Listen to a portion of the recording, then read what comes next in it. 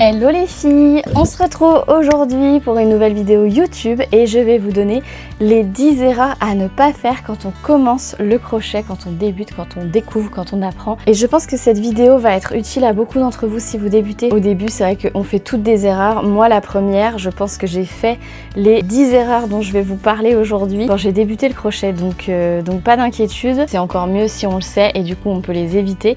Donc c'est parti, on voit ça ensemble. La première, c'est choisir un projet trop difficile.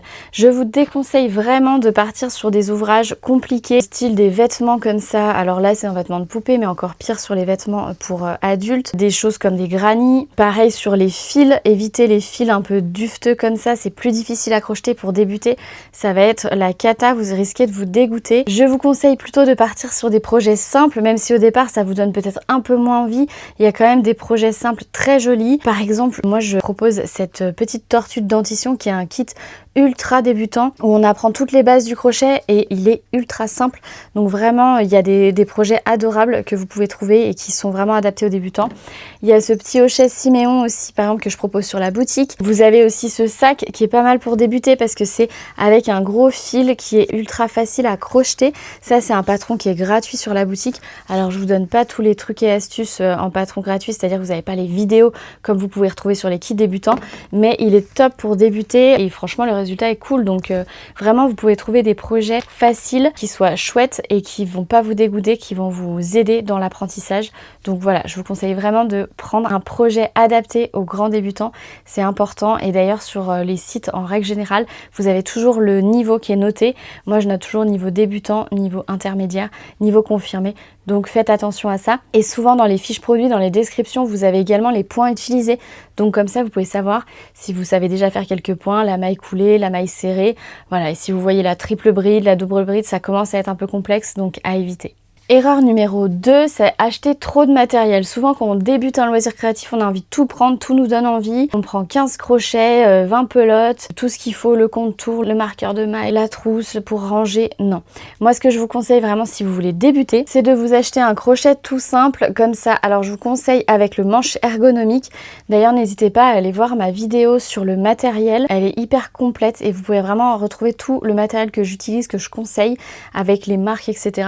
Mais du coup, je vous conseille pour débuter un crochet, vous pouvez trouver chez Action ou en mercerie, à Cultura. Je vous conseille le crochet avec le manche ergonomique comme ça en silicone, c'est beaucoup plus adapté pour débuter. Il y en a des très peu chers, ça doit être tourné autour de 2-3 euros et pour débuter c'est quand même top parce que du coup vous avez un crochet qui est adapté à votre niveau et surtout si vraiment ça vous plaît pas, vous n'avez pas investi des milliers et des cents. Donc je vous conseille un crochet comme ça. Après si vous aimez vraiment, allez voir ma vidéo YouTube sur le matériel parce que je vous indique vraiment le crochet d'exception, enfin voilà, plein de petites astuces. Mais pour débuter, un bon crochet avec un manche ergonomique comme ça. Je vous conseille d'investir dans 1 ou 2 pelotes. Prenez des fils de qualité par contre là, pour pas vous dégoûter. Si vous prenez des fils que vous allez trouver sans marque, bas de gamme, qui s'effilochent, qui accrochent, qui sont un peu rêches, ça risque d'être compliqué. Je vous conseille de prendre un bon fil, un coton Katona, un coton fil d'art. C'est l'idéal et comme ça, vous allez voir, c'est fluide, ça glisse, c'est agréable. Voilà, donc vous prenez 1-2 pelotes quand même pour avoir 2 couleurs différentes, c'est cool, mais ça suffit. Et je vous conseille, c'est surtout le petit marqueur de maille comme ça, évidemment une paire de ciseaux et une aiguille. C'est tout ce qu'il y a besoin pour débuter le crochet. Erreur numéro 3, on en revient un petit peu à ce que je vous disais juste avant, c'est de bien utiliser une laine qui est adaptée. Donc vraiment pour débuter, je vous conseille des cotons comme ça 3 ou alors des fils spaghetti. Ce sont des fils faits à base un peu de t-shirt comme je vous montrais sur ce sac. Ça c'est un fil qui est vraiment génial à crocheter au départ. C'est un crochet un peu plus gros mais il est vraiment super. Il ne s'effiloche pas et c'est idéal. Et sinon vraiment des fils de qualité. Évitez les fils chenilles qui peuvent se casser. Ça c'est pas évident à crocheter. Évitez les fils comme ça dufteux au début. Après vous allez vous éclater une fois que vous savez, mais au début je vous conseille vraiment de prendre des fils adaptés qui sont de bonne qualité. Et éviter les fils noirs parce que ça c'est vrai que c'est plus difficile à crocheter, on n'en parle pas souvent, mais si vous crochetez un projet en noir, c'est beaucoup plus difficile à voir, surtout si vous crochetez le soir, c'est pas facile. Donc voilà, évitez le noir, c'est pas idéal pour débuter. Erreur numéro 4, c'est ne pas compter ses mailles. Vraiment, ça c'est un truc, si je peux dire au début, c'est hyper important. Alors ça peut paraître un peu redondant parce qu'on est sur notre rang et on compte 1, 2, 3, 4, jusqu'à 36, des fois 48. Mais vraiment, c'est hyper important, sinon vous allez perdre votre compte et après vous allez être dégoûté parce qu'il va falloir défaire pour refaire. Donc si je peux vous conseiller, c'est au début, bien compter ses mailles. Il existe des petits marqueurs de mailles comme ça, je vous en parlais, qui permettent de vous aider à être bien sûr de votre compte. C'est-à-dire que vous le mettez au début de votre rang, vous comptez vos mailles et vous arrivez à la fin. Et au niveau du marqueur, vous devez avoir le nombre indiqué sur le patron. Donc ça, c'est bien indispensable, le marqueur de mailles. Il en existe des tout à fait différents et très jolis aussi. Donc après, à vous de voir. Moi, j'utilise sinon un bout de fil quand j'ai pas de marqueur de mailles. C'est très bien aussi. Il existe ça. Alors moi, je l'utilise plus parce que maintenant, je suis plus débutante et j'ai plus besoin. Mais pour débuter, c'est pas mal. Ce sont des petites bagues. Vous pouvez les mettre au doigt. Comme ça, c'est pratique. On le perd pas. Et en fait, ça compte les rangs. Et du coup, dès que vous avez fait un rang, vous appuyez. Quand quelqu'un vous compte à l'entrée d'un magasin, par exemple, bah, c'est pareil. Et du coup, vous cliquez, vous avez juste 7, 8, 9. Vous savez au nombre de rangs. Par exemple, si vous avez un grand ouvrage à faire, un sac, et que vous avez 18 rangs à faire, bah au moins, ça vous évite de recompter à la fin. Donc ça peut être utile pour débuter. En 5, tenir son crochet trop crispé. Et oui, si vous êtes trop crispé et que vous serrez trop vos mailles, ça va être un vrai calvaire et vous allez être dégoûté. Ça va vous faire mal aux mains, ça va être compliqué, vous allez vous énerver. N'hésitez pas à prendre un crochet un petit peu plus gros si vous êtes vraiment crispé, parce que des fois on peut juste pas se décrisper. Et si vous arrivez, relâchez un petit peu vos mains et votre tension du fil, ça vous aidera. Par contre, à l'inverse, si vous êtes trop détendu et que là vous crochetez trop lâche, vous risquez d'avoir des trous dans votre ouvrage, dans les mailles. Et on risque de voir la ouate à l'intérieur si vous faites un amigurumi. Ça risque d'être disgracieux. Alors là, à l'inverse, je vous conseille de prendre un crochet légèrement plus petit pour que vos mailles soient plus serrées. Erreur numéro 6, vouloir aller trop vite. Le crochet, ça demande de la patience. Et j'en sais quelque chose parce qu'au début, je me suis énervée. J'ai pas beaucoup de patience dans la vie et c'est vrai que c'est quelque chose à travailler quand on fait du crochet.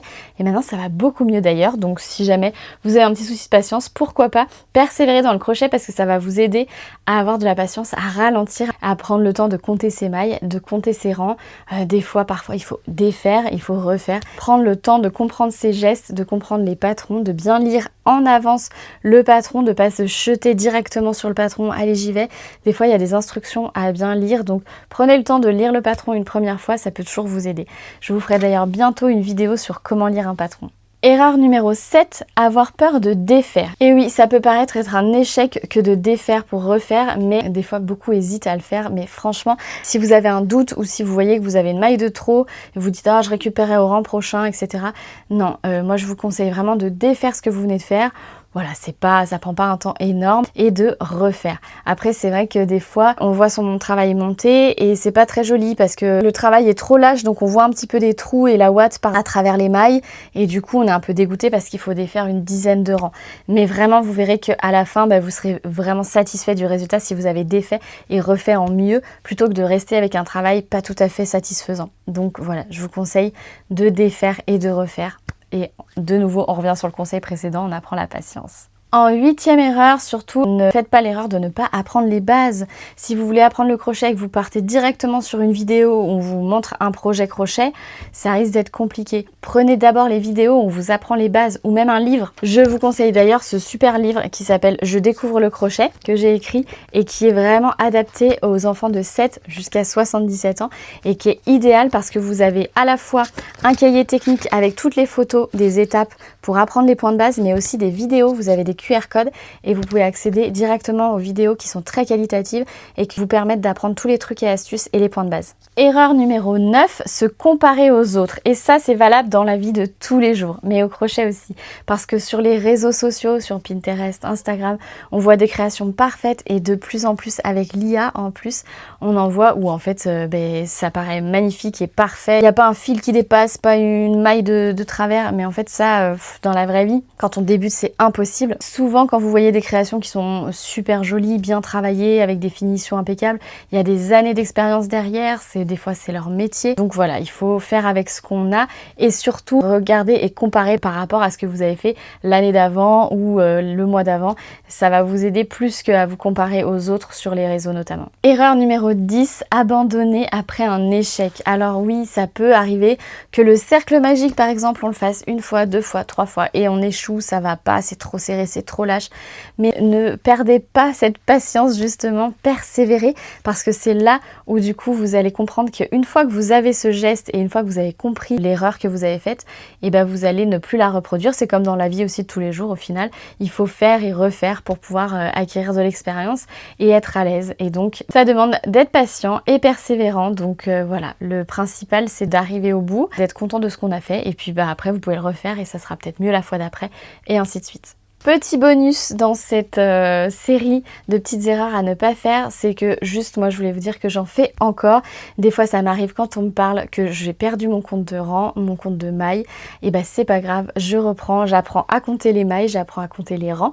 Je vous ferai une petite vidéo si ça vous intéresse d'ailleurs, n'hésitez pas à me le dire en commentaire pour pouvoir repérer vos mailles, repérer vos rangs et être plus à l'aise pour retrouver où on en est. Et des fois, je suis obligée de défaire et refaire parce que j'ai une idée dans ma tête et quand je le fais, ça ressemble pas. Alors, ça reste rare maintenant avec l'expérience, mais ça m'arrive quand même. Et il y a aussi des projets que parfois j'abandonne parce que tout simplement, j'y arrive pas. Et du coup, je me dis, je laisse de côté, je le reprendrai plus tard, ça reviendra et voilà. Donc, ça arrive à tout le monde, même quand c'est son métier depuis maintenant 7 ans. Je fais un petit résumé, donc pensez bien à choisir un projet adapté à votre niveau. Donc, prenez bien un niveau débutant, pas un projet trop difficile. N'achetez pas trop de matériel, commencez avec le strict minimum, un crochet, des ciseaux, du bon fil. Utilisez une laine adaptée, ne partez pas sur des fils duveteux, des fils noirs trop compliqués à crocheter. Prenez un fil de qualité et juste 1 ou 2 pelotes, ça suffit.